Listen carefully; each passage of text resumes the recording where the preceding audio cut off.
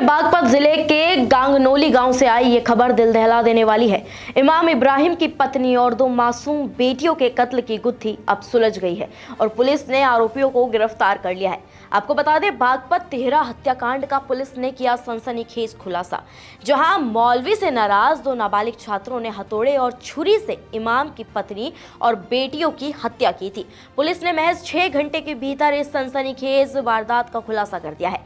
Police जांच में ये सामने आया है कि इस वारदात को किसी पेशेवर अपराधी ने नहीं बल्कि मौलवी के ही दो नाबालिग छात्रों ने अंजाम दिया था। दोनों ने मौलवी द्वारा पिटाई किए जाने से नाराज होकर उसकी पत्नी और दो मासूम बेटियों की निर्मम हत्या कर दी। आइए अब आपको विस्तार से समझाते हैं कि आखिर पूरा मामला है क्या। दरअसल उत्तर प्रदेश के बागपत जिले के गांगनौली गांव में शनिवार के दिन एक बड़ी मस्जिद में उस वक्त सनसनी फैल गई जब वहां रहने वाले इमाम इब्राहिम की पत्नी और दो मासूम बेटियों के शव खून से लथपथ हालत में मिले। बताया गया कि जब बच्चे रोज की तरह मस्जिद में पढ़ने पहुंचे तो उन्होंने घर के अंदर तीनों के शव पड़े देखे। ये दृश्य इतना भयावह था कि पूरे गांव में अफरा तफरी मच गई। सूचना मिलते ही पुलिस और प्रशासन हरकत में आ गया। मौके पर एसपी सूरज कुमार राय, एएसपी प्रवीण कुमार चौहान और सीओ विजय कुमार भारी पुलिस बल के साथ पहुंचे। पुलिस ने घटनास्थल की बारीकी से जांच की और तीनों शवों को पोस्टमार्टम के लिए भेजा। इस दौरान स्थानीय लोगों ने विरोध भी जताया और पुलिस से नोकझोंक भी हुई। हालात संभलने के बाद शवों को कब्जे में लेकर आगे की कार्रवाई शुरू की गई। बागपत का ये थाना दोगट है। यहाँ पर एक परिवार में दो बच्चे और उनकी मां की हत्या की सूचना मिली थी पुलिस को। पुलिस मौके पर आई है और यहाँ पर तहकीकात शुरू की गई है। फील्ड यूनिट को बुलाया गया, डॉग स्क्वाड को बुलाया गया है। इसके साथ ही जो एसपी बागपत हैं उनके नेतृत्व में टीमें गठित हो गई हैं और सभी टीमें अपना काम कर रही हैं। अभी तक के जो मौजूदा साक्ष्य हैं उसके आधार पर टीमें अपना काम कर रही हैं। जो भी साक्ष्य सामने आते हैं या जो भी उनको उसका वर्कआउट होता है उससे शीघ्र आप लोगों को अवगत कराया जाएगा। और बाकी डिटेल ब्रीफिंग की इसमें भी पीएम रिपोर्ट भी अभी नहीं आई है। पीएम रिपोर्ट से स्पष्ट हो जाएगा कि क्या हथियार इसमें इस्तेमाल हुआ, क्या है। फिलहाल मामला जो लग रहा है ये क्योंकि इस घनी आबादी के बीच में कोई आया है और क्या है, क्षेत्रीय लोगों का कहना है कि कोई नज़दीकी भी हो सकता है या जान पहचान का भी हो सकता है। फिलहाल सभी पहलुओं पर जैसे कि जनपदीय पुलिस ने अवगत कराया है, सभी पहलुओं पर पुलिस जांच कर रही है और जितने भी संसाधन हैं पुलिस के सब इसके वर्कआउट के लिए लगा दिए। पुलिस की शुरुआती जांच में पता चला कि हत्या बेहद निर्ममता से की गई है। पत्नी इसराना का शव फर्श पर पड़ा था, जबकि 5 और 2 साल की बेटियां सोफिया और सुमैया चारपाई पर लहूलुहान हालत में मिली। मौके से हथियार नहीं मिले, लेकिन खून हर जगह बिखरा था। सवाल उठता है, आखिर ऐसा किया किसने? क्या किसी ने लूट के इरादे से यह हमला किया या फिर ये किसी व्यक्तिगत दुश्मनी का नतीजा था? डीआईजी मेरठ कलानिधि ने थाने खुद मौके पर पहुंचे। 7 टीमें गठित हुई। एसओजी, सर्विलांस और आसपास के थानों की पुलिस बुलाई गई। मुकदमा दर्ज हुआ, जांच शुरू हुई। इस वारदात ने पूरे इलाके को हिलाकर रख दिया। 30 साल की इसराना, 5 साल की सोफिया और 2 साल की सुमैया की बेरहमी से हत्या की गई। शुरुआती जांच में गला रेतकर हत्या की आशंका जताई गई। इमाम इब्राहिम उस वक्त सहारनपुर जिले के देवबंद गए हुए थे। घटना की गंभीरता को देखते हुए डीआईजी मेरठ कलानिधि नेता ने खुद मौके पर पहुंचे। उन्होंने पूरे घटनास्थल का निरीक्षण किया और तुरंत जांच के लिए 7 विशेष टीमों का गठन किया, जिनमें एसओजी, सर्विलांस यूनिट और आसपास के 6 थानों की पुलिस शामिल थी। पुलिस ने तकनीकी साक्ष्यों, मोबाइल कॉल रिकॉर्ड्स और स्थानीय इनपुट्स के आधार पर जांच शुरू की और महज 6 घंटे के भीतर इस तिहरे हत्याकांड का सनसनीखेज खुलासा हो गया। पुलिस के मुताबिक यह हत्या किसी पेशेवर अपराधी ने नहीं की थी बल्कि मौलवी के ही 2 नाबालिग छात्रों ने की थी। जांच में यह सामने आया कि कुछ दिन पहले मौलवी इब्राहिम ने इन दोनों छात्रों को गलती करने पर डांटा और पीटा था।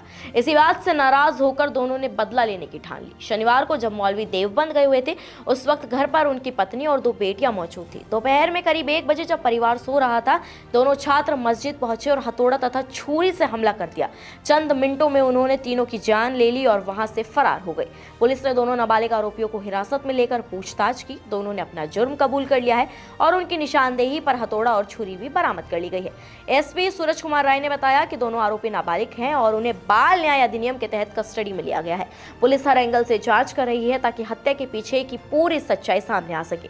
दिनांक 11 अक्टूबर 2025 को थाना दोगट अंतर्गत ग्राम गांगनौली में सूचना मिली कि एक मस्जिद जिसके ऊपर एक कमरे पर मस्जिद के मुफ्ती साहब अपने पत्नी और 2 बच्चों के साथ रहते थे और मुफ्ती कहीं किसी काम से बाहर गए हुए थे, तो वहाँ पर उनकी पत्नी और दोनों बच्चों का शव मिला। इस घटना पर तत्काल थाना police, CO Baraut additional SP मेरे और स्वयं डीआईजी महोदय के द्वारा भी घटनास्थल का निरीक्षण किया गया और तत्काल घटना के सफल अनावरण के लिए 7 टीमें लगा दी गई।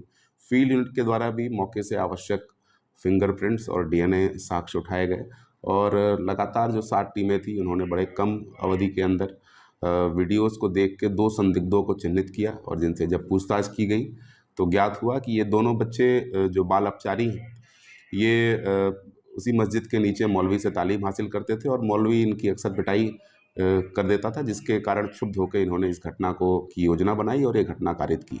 इसके बाद एसपी साहब ने क्या बताया, आइए आपको सुनाते हैं। इन दोनों बाल अपचारियों के निशानदेही से घटना में प्रयुक्त हथौड़ा और छुरी बरामद हुआ है।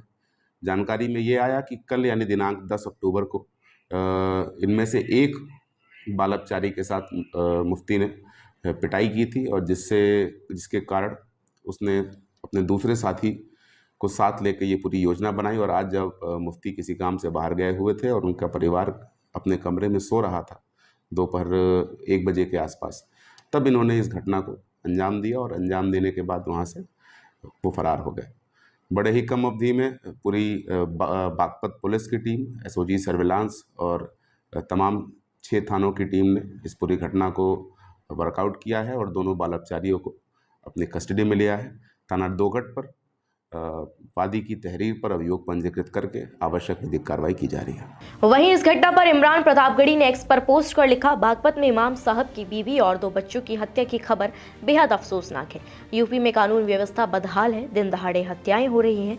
पुलिस प्रशासन से अनुरोध है कि जल्द से जल्द दोषियों की गिरफ्तारी सुनिश्चित करे। यह घटना सिर्फ एक परिवार की ट्रेजेडी नहीं बल्कि पूरे समाज के लिए एक चेतावनी है।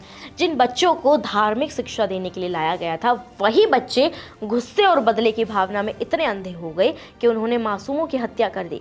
ये सवाल उठाता है कि क्या हमारी शिक्षा व्यवस्था बच्चों के मनोवैज्ञानिक और नैतिक विकास पर पूरा ध्यान नहीं दे पा रही है। गंगानोली गांव की बड़ी मस्जिद आज भी उस खामोशी में डूबी है जहां कभी बच्चों की आवाजें गूंजती थी। गांव में अब सन्नाटा है, लोगों के दिलों में डर और गुस्सा दोनों है। 3 निर्दोष जिंदगियां खत्म हो गई हैं, 2 नाबालिग अपराध के दलदल में फंस गए हैं और समाज के सामने एक बड़ा सवाल खड़ा हो गया है, क्या हम अपने बच्चों को सिर्फ पढ़ा रहे हैं या उन्हें इंसान बनाना भूल गए हैं, उनमें इंसानियत की नींव डालना भूल गए हैं। फिलहाल इस खबर पर आपकी क्या राय है, कमेंट्स में हमें जरूर बताएं। नमस्कार, मैं हूं मानक गुप्ता। अगर आपको हमारा ये वीडियो पसंद आया हो तो इसे लाइक और शेयर जरूर करें और हाँ, हमें सब्सक्राइब और फॉलो करना ना भूलें ताकि आप देश और दुनिया की कोई खबर मिस ना करें। तो जुड़े रहिए हमारे साथ और देखते रहिए न्यूज़ 24।